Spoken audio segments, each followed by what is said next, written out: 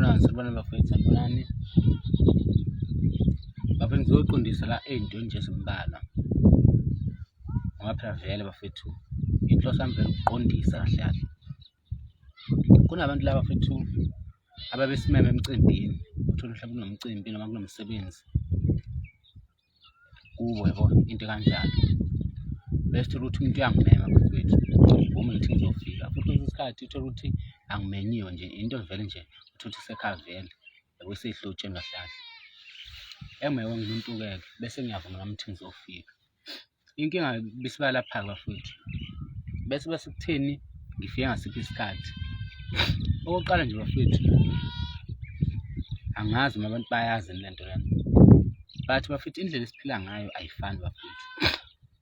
Mina nje ngesingami ngomele isimeme, mina bafethu ngumuntu obhizi kahle kahle.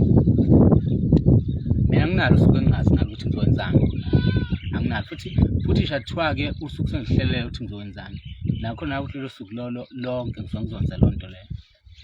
I-hour ne-hour mina ngisuke ngihlelela ukuthi ngalesi sikhathi lesi ngizokwenza ukuthi, ngesikhathi esiwukuthi ngenze ukuthi, ngesikhathi esiwukuthi ngenze ukuthi.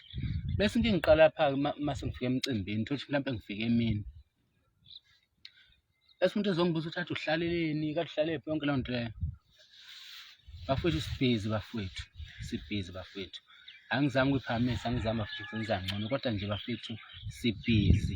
Uyabona nje ngesikhathi ngifika emcimbini wakini, ngabe semcimbini wakho, kufanele wazi ukuthi ngisuke ngibhentshisile ngempela, ngisuke ngizama ngayo yonke indlela ukuthi ngibe khona.